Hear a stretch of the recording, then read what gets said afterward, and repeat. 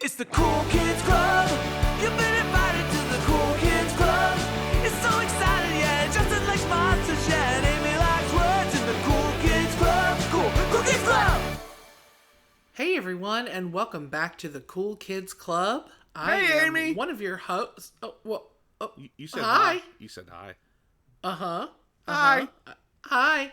Well, you are a cool kid, so I am speaking to you. Thank you. Speaking to you and through you. We are back again with another installment of America's favorite podcast. I think we've topped all the lists.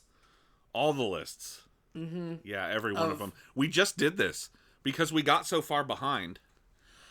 We just did this a week ago. So yeah.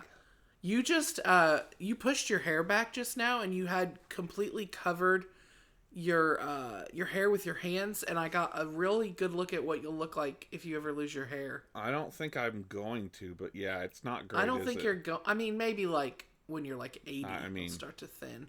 It's not. That's not a great look. It's. I was gonna say, it isn't great.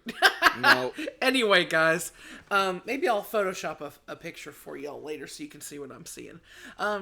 Anyways, we are back. We did just record. Of course, to you guys.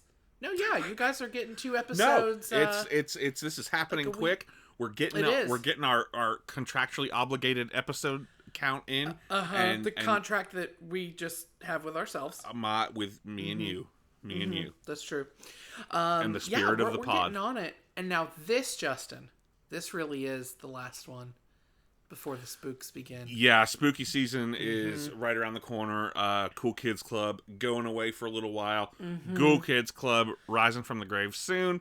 I'm excited. Oof. I hope you're excited. We have got some awesome topics coming up. We've got very excited several episodes. We've got special guests. It's going to be a good Halloween season. We got no more movie clubs coming. It's going to be. We got our first ever Halloween movie club.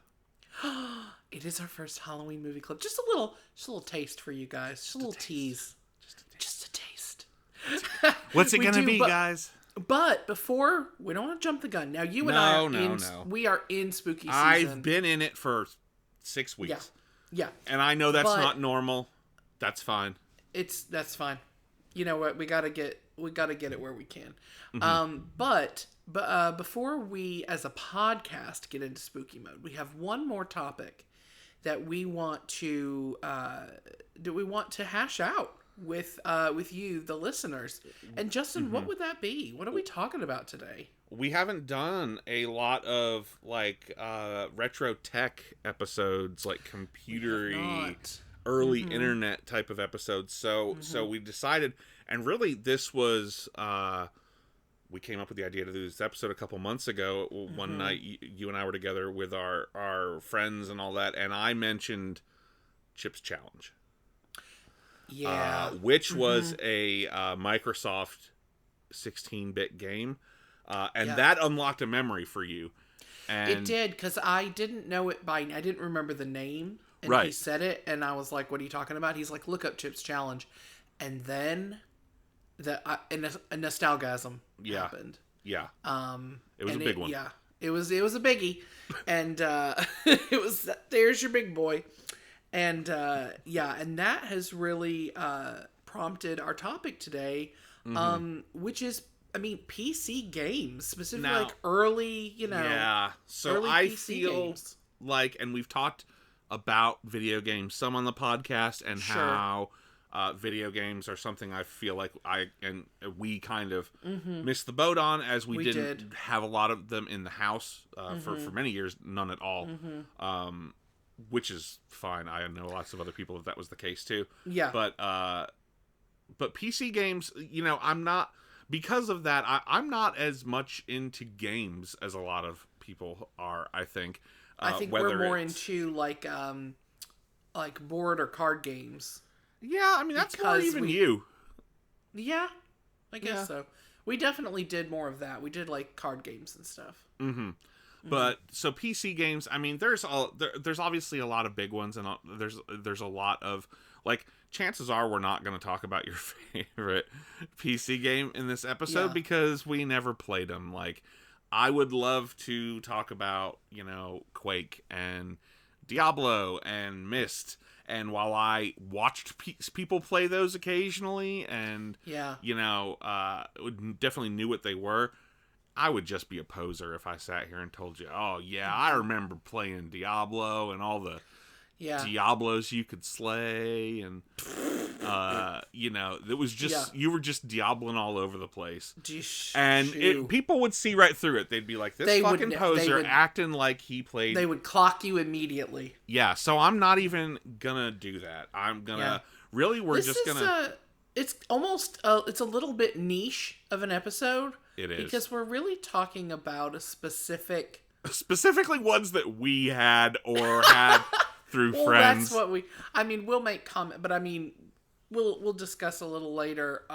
Neither one of us really played Sims, but we'll talk about it. No, I played Sims. That's you did? Incorrect, Amy. I never played Sims. Apparently, I played me some Sims. Okay. But we will talk about some big ones, even though we weren't huge into them. But the ones that we're really going to focus on are more of those the Microsoft. They're for the poors. They were for the poors. They were for the poors. This wasn't what the kids were buying. We had a computer though, and we had internet. So we got our. Do you remember? So back in elementary school at Kings Highway, let's say, I know we got our first computer when we lived in Florida, probably around 94, I'm guessing. Yeah. And that was sort of our first experience with having a computer in the house.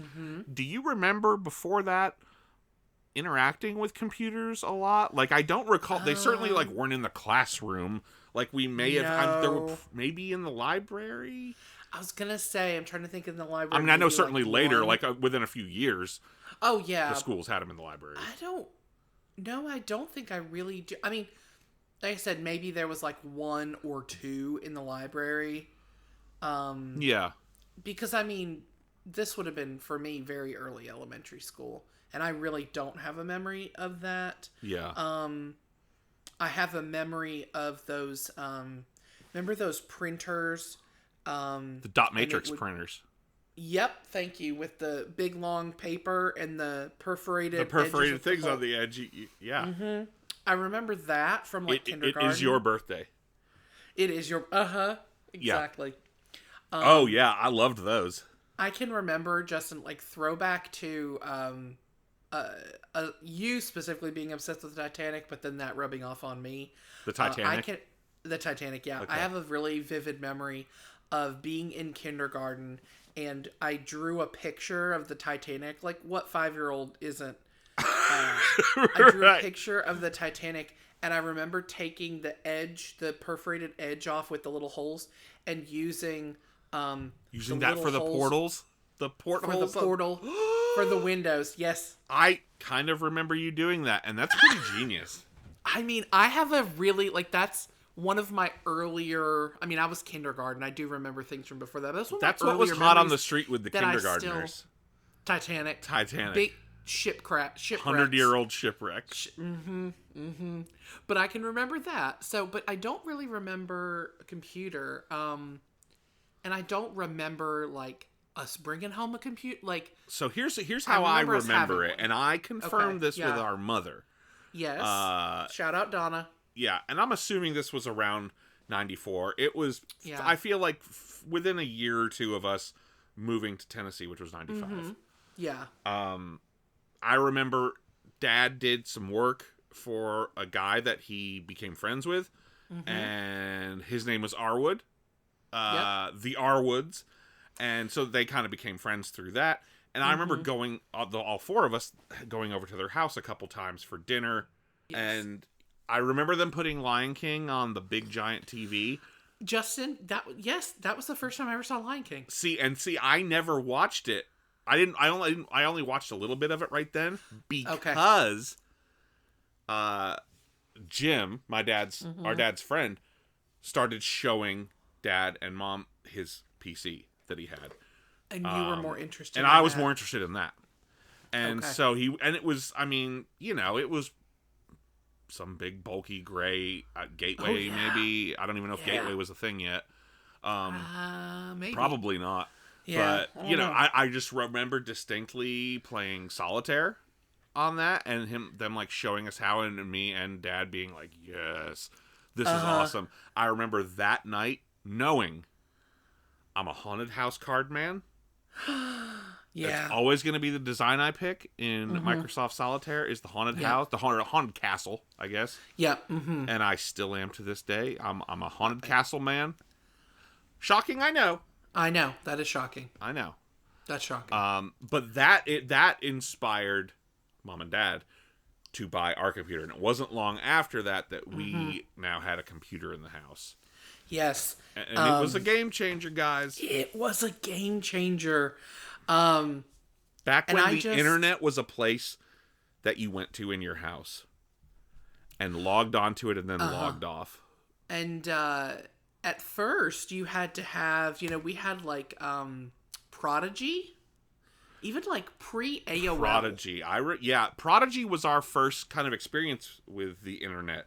Not the band. Not the band Prodigy, no. Yeah.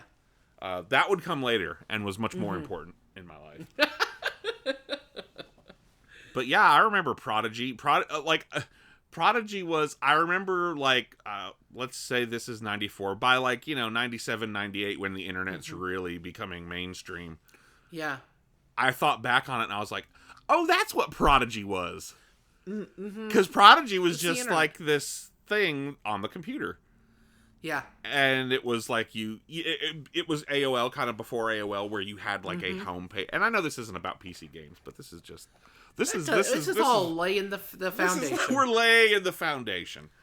It was you go into chat rooms. We of course weren't going into chat rooms, but it was like news and sports and entertainment and not yet. Yeah. That this came is with where Yahoo. everyone's, not our parents, but this is where everybody's parents were meeting people to cheat with. It was on Prodigy. Yes, yeah. Now, of course, we were old girlfriends. We were, a family of nerds. Yeah. Who, damn it, we weren't going to have anything fun to do on this computer. It was going to be learning. And so, one of my big early computer memories is Encarta, the Microsoft Digital Encyclopedia. I probably spent more time on that than I ever did on the internet in these years. Oh, 100 loved Encarta. Oh yeah. Oh, I'd be looking up tigers or some shit. And it would blow my mind because you could press a button and it would tell you, it would play you a sound clip of what a lion's roar sounds like. Oh my god, yes. The future is now. The future. I feel like, can you imagine a 15-year-old listening to this right now and being like, what in the actual fuck do you mean? That's what we had. We were basically pioneers. We literally were, because we're playing Oregon Trail, but we'll get to that. We'll get to that later. I didn't even do that intentionally and set you up for that. It just worked that well. Just happened that way. Yeah, big Encarta, big Prodigy family.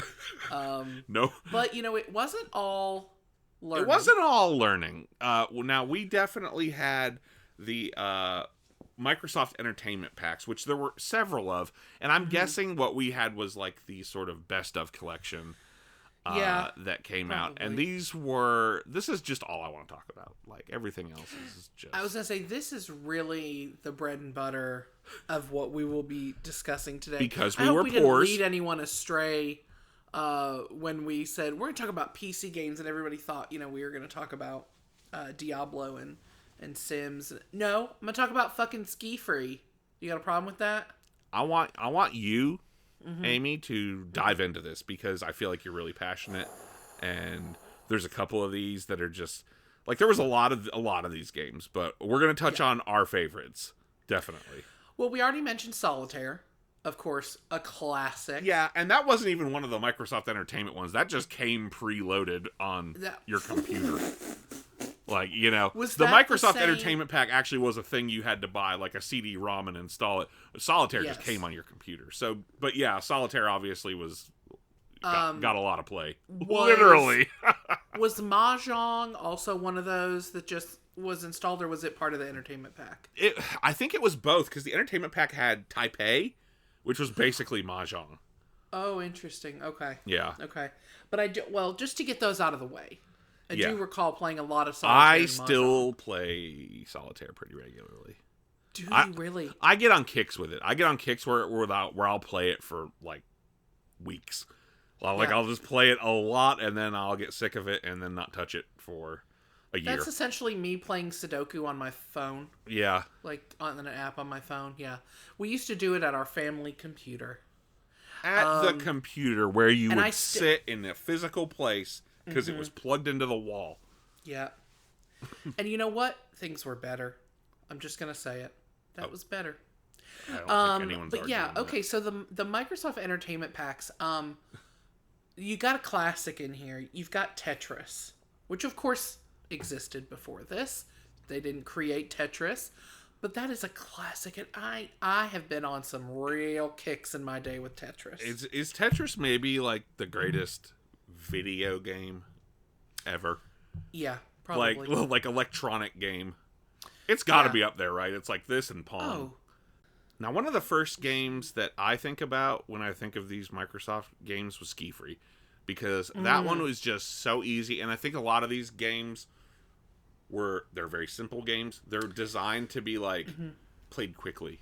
Like you gotta break at work. Like get in a couple rounds of Ski Free or a couple, some Minesweeper or something. Just sweep that mine. Sweep it. I loved Ski Free. Still love Ski Free. Yes. For those, it's the closest I'll ever get to really skiing. Probably me too. Yeah. Oh, Justin? I mean, I was on roller skates for like 2 seconds and almost broke everything in my body. Do you think I'm going to put myself on a pair of skis? If I want to fall down a hill and die, I'll do it for free. So for those not in the know, what was Ski Free? So Ski Free was hard on the eyes, is what it was, because it was just a bright light not my little screen. 6-year-old eyes. They were sharp as shit. Probably why they're shit now. That's probably why they're shit. Too much ski.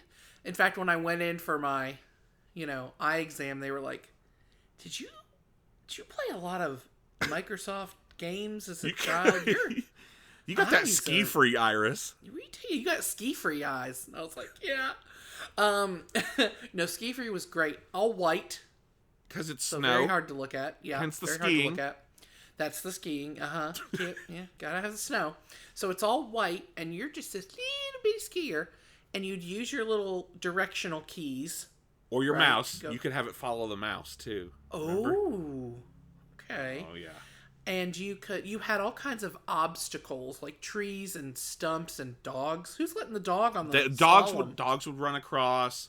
Sort of like a Paperboy type of thing. You're dodging things, and then you had a couple different versions. You could do the slaloms where you're trying to get the flags. It's the flags, yeah. And then they had the one with the ramp where you could hit the ramps, and you're obviously like there's no real end. It's just you go for as long as you can.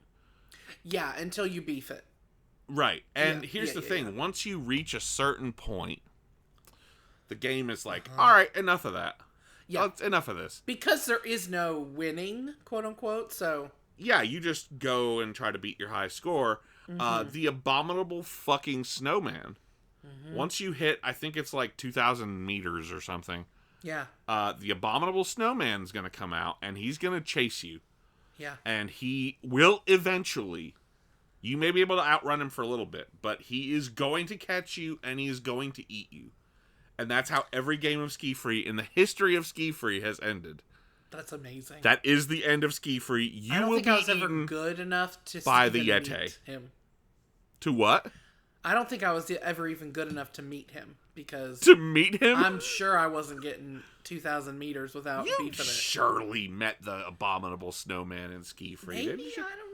I was a Ski Free fiend. A ski fiend.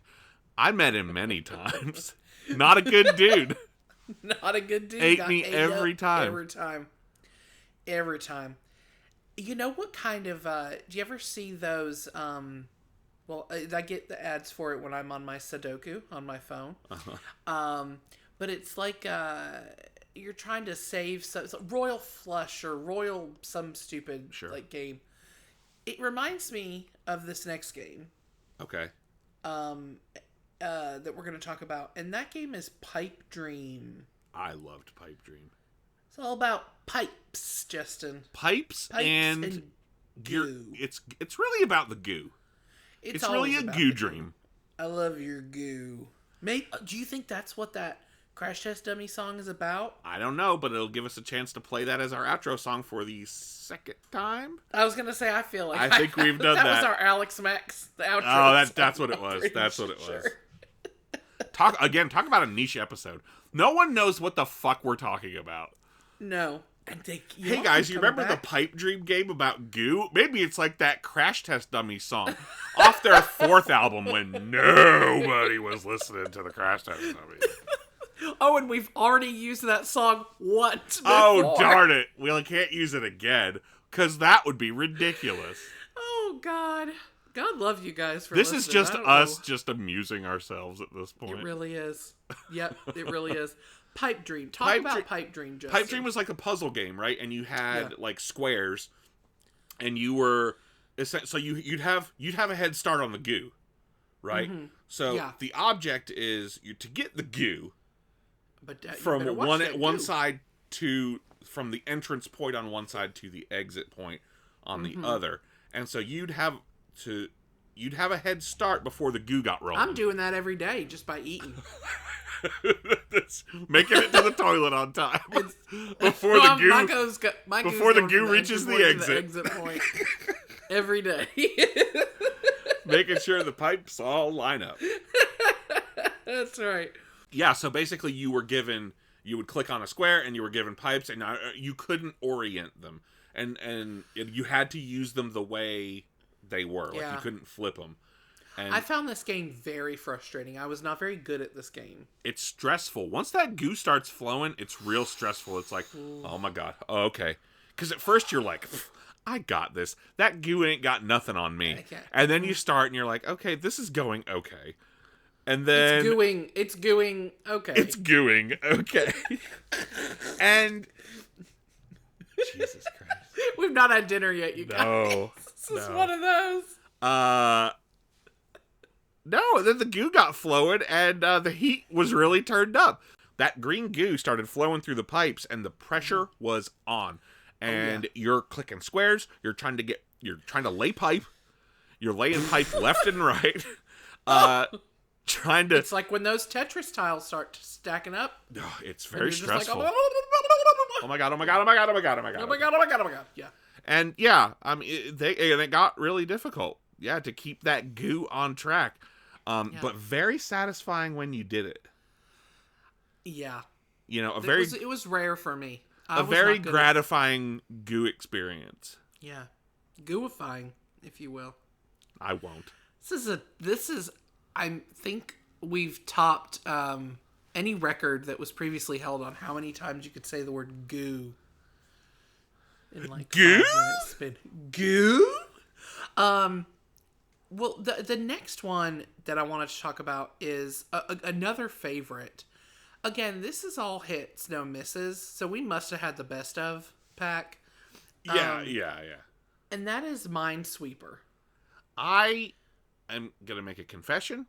I have never in my life, at any point while playing Minesweeper, understood what it is that I'm doing. No. I'm clicking stuff, and eventually what it's about. It blows up and ends. Yep. And that's my experience. It's a metaphor for life. Just keep going until it all blows up. I think the point is that there is no point, and nobody knows what life you're doing. Life is meaningless. And and we're all just dust in the wind. Yeah. We're all just sweeps in the mind. God damn it. No, nobody knows. Nobody knows, right? Nobody knows. Nobody knows. Minesweeper, get real. But it was a favorite. You're just clicking around in there and uncovering shit and trying not to uncover I don't know. bombs. Speak for yourself. I'm not gonna sweep no mines. Like, what is that? Give me a challenge. Give me a challenge. Oh, I know where you're going with this. Where am I going? I need a challenge. When Ski Free is not challenging enough. When Pipe Dream. When that goo ain't gooing. Uh-huh. Where do you go? Where do you goo? Where do you goo? I head on over to Chip's Challenge, which was, oh boy, loved some Chip's Challenge. I got really far. Chip's Challenge was probably the first video electronic game of any kind where I played that. Like, I got really. There's a lot of levels, and I beat a lot of them. Interesting. I don't know if I beat the whole thing or not, but man, I loved Chip's Challenge. What are your memories of Chip's Challenge? As I don't know that a lot of people remember. I think again, like with me, I think that I had forgotten what it was called, but I think then if people look up, we actually that day that we were talking about it, we did post some Chip's Challenge on the old gram, but I'm sure we'll post some more as we promote this episode. I just remember it being like, I guess it's like, it's not really a platformer game, but it looks like it would be, but you move from tile to tile, so it's not a platformer. It's tile based, and you were basically looking for, you were trying to, you would have these chips, and you'd have to like gather stuff, and you'd have to move your way around the room, and they would get more complicated as you went. So the man's name is not Chip? Yeah, the main character's name is Chip. Oh, and he has chips. Yeah. Okay. This game's got layers. Okay, it's like an onion. I got you. I thought you were about to blow my mind. No, I'd be like, he's wait a Chip. minute. He is Chip, he's looking for chips. To use. And this is his challenge. There's like a chip socket, and that's the challenge. There's like a chip socket thing. Remember there was like flippers and boots and. Yeah, all kinds of stuff. Shoes. And it got, more and more complicated. Yeah, there's shoes. There's shoes and there's keys and there's, like, eventually we get into, like, some really, like, some water levels where it's, like, you're trying to move stuff to cross water. Then you'd have fire. You'd have, like, these, like, kind of gun things, like a cannon almost, that would, like, shoot you, like in Super Mario Brothers. It was really kind of the... Oh, you had little, like, cherry bombs? Very minesweeper. And you would have enemies who were, who you would have to dodge, who were challenging you, coming for you. And there was, so some levels were more, like block moving and trying to like kind of maneuver a pathway through the room, and then others were like more of a maze. Yeah. And then, of course, then there are rooms where you're like fighting enemies, basically, and or dodging them, trying to get to the place on the other side of the room where you can use your chip and move on to the next level. And I love this game. I loved Chip's Challenge. It's great. I mean, I had not thought about it in 30 years until you mentioned it that day. Now, when is the last time you have played Chip's Challenge? Have you tried to find... I'm sure there's... You can definitely play all of these for free or very, very cheap on the internet right now. I have not played... Chip's Challenge, the World Wide Web, the information superhighway. I probably haven't played Chip's Challenge since, I don't know, maybe 95 or 96. I don't know. I remember playing it after we moved here, but it's been a long time. Man, oh man, that is This is what we did. Like, this is what we did on the computer. Well, and this was pre Instant Messenger. This was pre. Yes. Like, social media wasn't a thing. Like, blogs were barely a thing. But again, that's not what, like, wasn't. 6 and 8 year old us were doing. Right. I mean, there certainly was an internet culture, but I wasn't also in the X-Files chat rooms every week talking about the episode with a bunch of weird 30-year-olds. When I got on our family computer at this time, I did pornography. One of these. Huh? Pornography. Yeah. I went into Prodigy and I said, pee-pees. Prodigy, show me pornography. Show me pee-pees. I and went to wee-wees. I went to either Encarta Uh-huh. to hear some penguins squeaking or whatever. You'd be like, what sound does a penguin make? God. Let me ask Encarta. Tell you what, that old set of encyclopedias can't tell me, but No. Encarta can. Encarta can. Can't verbalize that for me. The future is now. Book. I was stupid book. I used to use those encyclopedias to create a intricate house for my Barbies to live in. That's all they were good for after the internet came out. I would either be on Encarta, I would be playing one of these games. Probably my favorites were certainly Tetris, Ski Free, Chips Challenge, and then like Solitaire and Mahjong. Or I would be in Microsoft Works.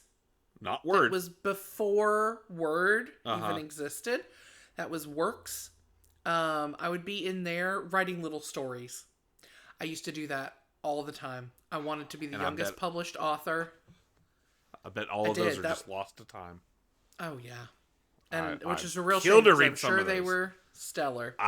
We would read them on the show if we could. I was working on a chapter book about this really big family with all these kids because that sounded so exciting to me. That's what I was doing if I wasn't playing old. Well, see, that's pretty good. You were flexing your creative muscle even at a young age there. Yeah. But if we weren't playing one of these Microsoft Entertainment games, which were that was the GOAT. I'm sorry. It just was. It's really why we wanted to do this episode. It absolutely is. But we do have some others to talk about. I also played Daytona USA while you were flexing your creative muscle and, using the computer to learn. I was like, give me fast cars. And our dad, being our dad, when they put out a racing game, he gonna buy it. He gonna get it, yep. And Daytona USA, legendary game. Yeah. There were not one, not two, count them 3 courses in the game. Oh, snap. And I played each one hundreds of times probably. Oh my God. Especially the first one, because it's hard to steer a car with arrow keys. That's what I was just about to ask, is what you use, the direction keys. Yeah, so that was a little tricky, but I imagine. Yeah, I loved this game. It was so much fun. The car you drove was called the Hornet. And you had the 3 levels, which was basically beginner, advanced, and expert. So obviously I spent most time in the beginner expert, which was the 3.7 Speedway, which was like sort of like Daytona Speedway. Okay. And then the advanced level was Dinosaur Canyon. Were there dinosaurs? I don't recall there being dinosaurs, but there definitely was a canyon. What the hell? And then Seaside Street Galaxy was the expert level. That was the one you start off like on the bridge. It kind of looks like the Golden Gate Bridge, and you go across into the city. I am looking up pictures right now, and it is bringing back memories, right? For sure. Yeah, I played this a lot. I bet you did too. Now that you're looking at it.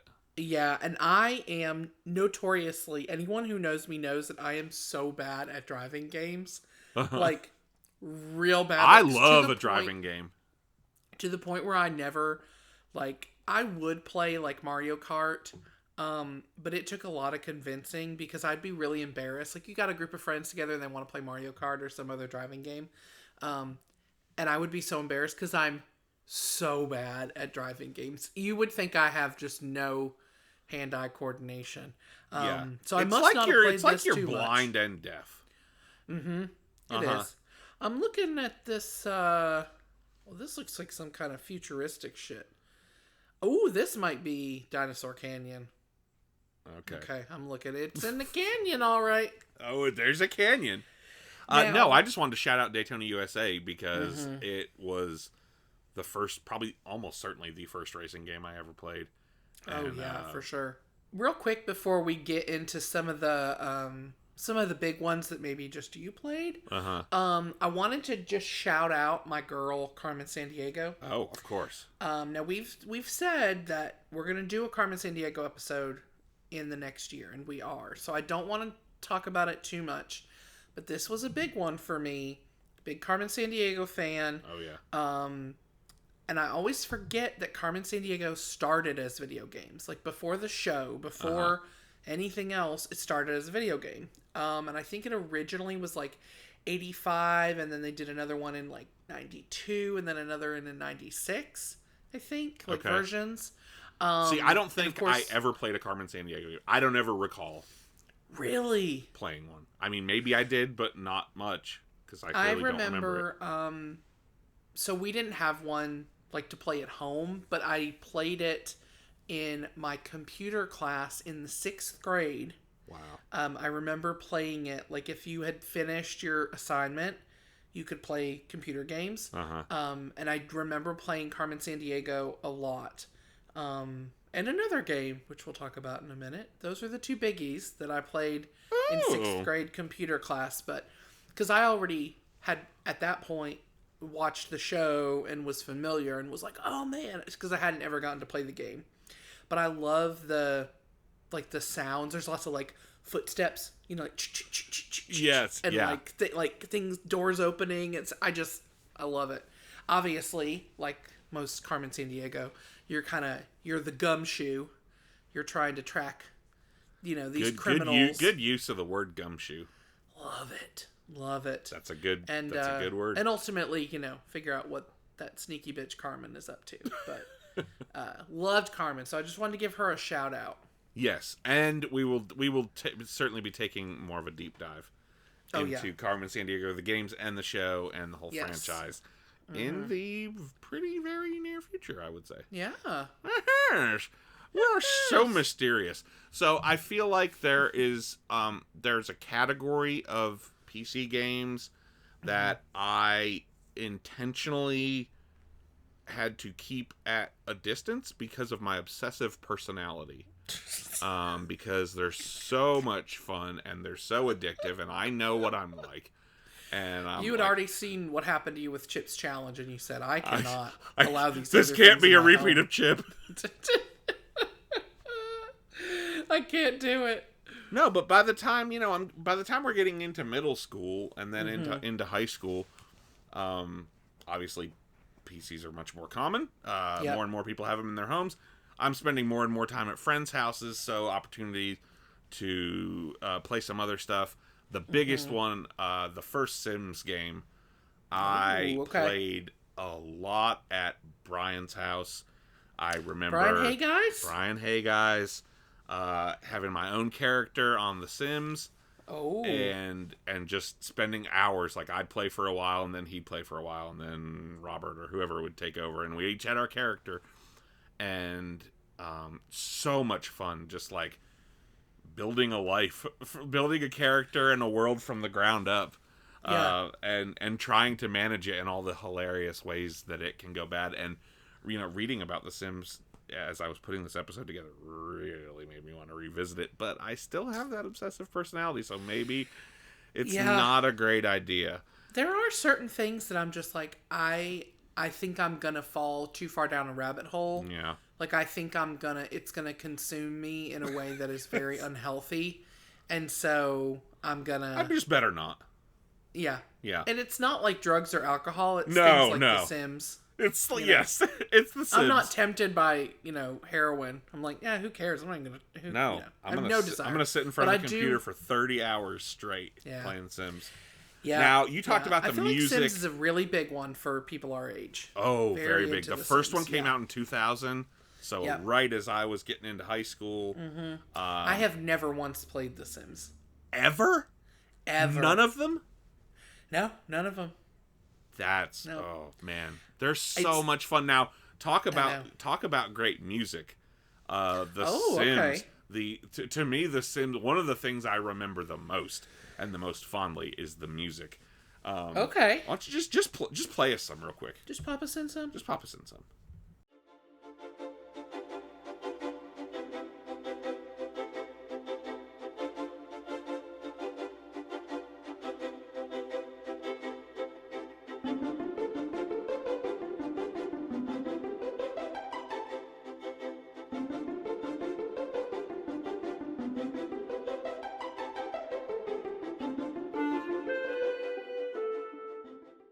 Oh, that just takes me back to sitting in Brian's living room in the front of the house, right as you walk in the front door, at the family computer, their family computer, which of course was, as was ours, in a big desk, a big it was like the fucking command center of the house, right? And Brian and his dad was back then a techie guy, loved his gadgets and his stuff, so he always had cool stuff, always had a cool setup, and I loved playing Sims.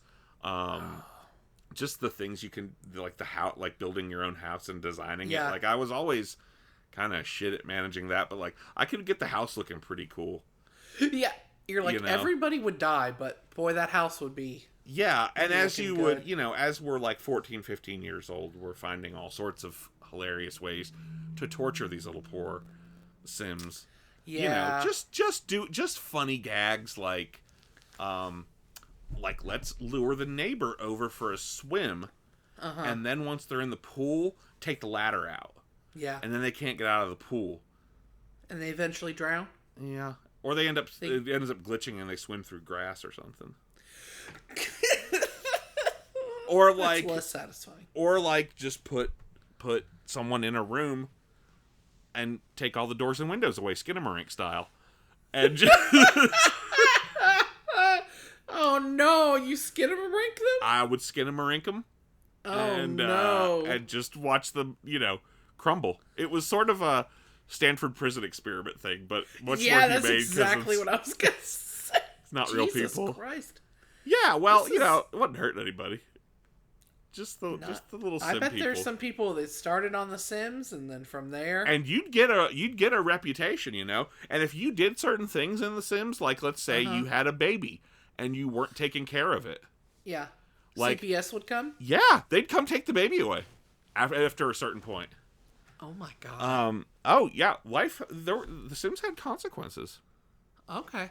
And then did anyone ever come and get you for murdering your neighbor in the swimming pool? I mean, yeah, I think so. And sometimes, when someone would die, their ghost would like haunt the place that they. Are you for real? Yeah, and then like you would see their ghost occasionally, like their spirit just walk around.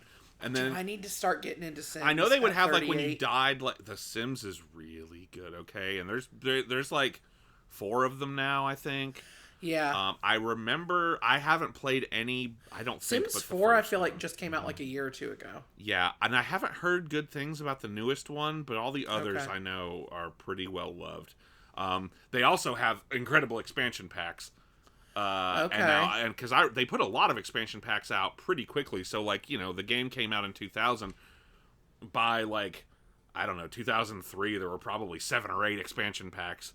Yeah. And now I remember the Live in Large one, which was basically like just different stuff for your house and things you could buy and things you could build, just different stuff. Yeah.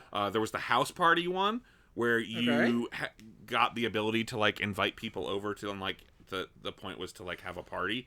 Oh. And in that one, Amy, if you threw a really good party, you'd get a cameo by Drew Carey.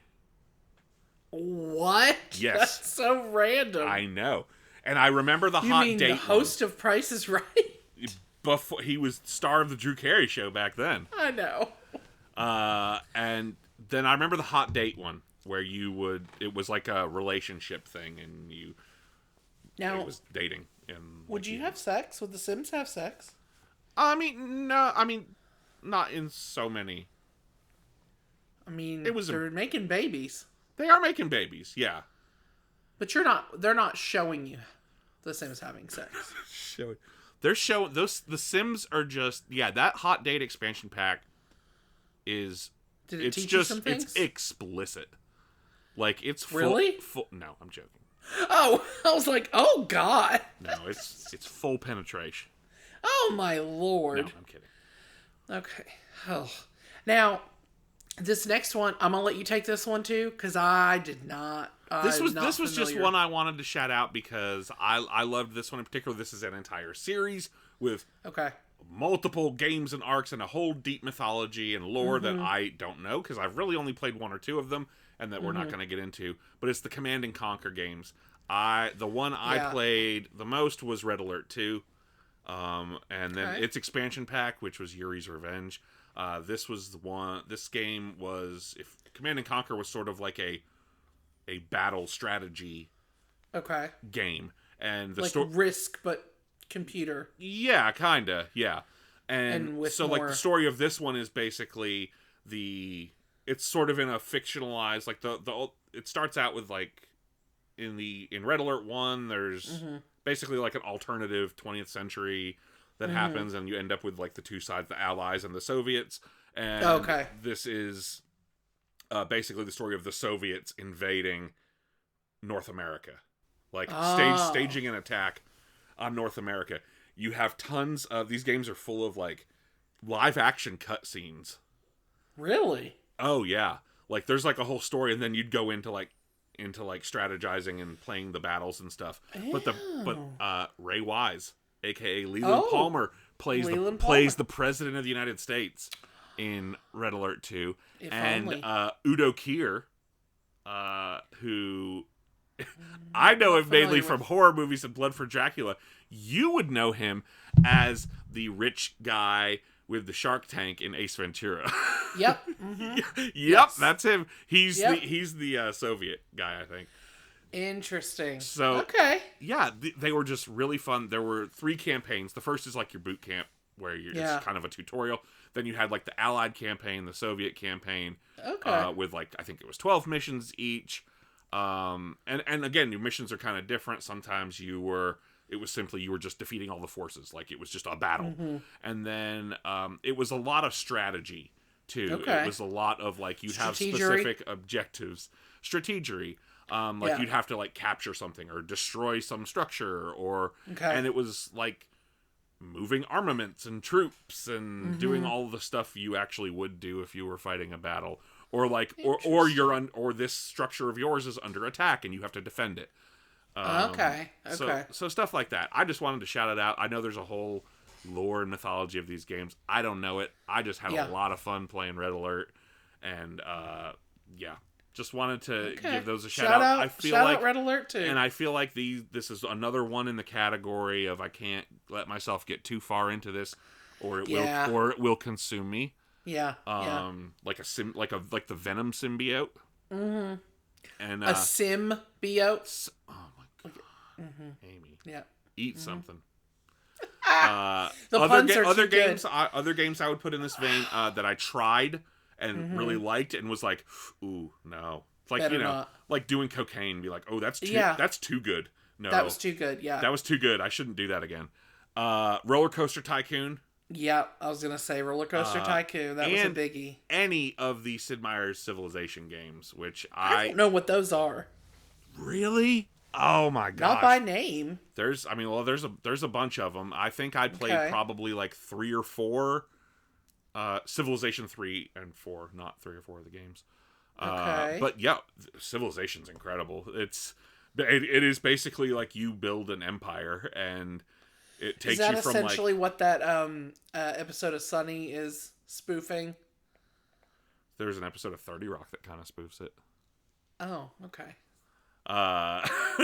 No, it's basically you like build an empire with all of the, like, you do the politics and the making war or peace and trade and agriculture and economics, and you basically, like, your job is to take an empire and get it as successful as you can over the course of thousands of years into the present day.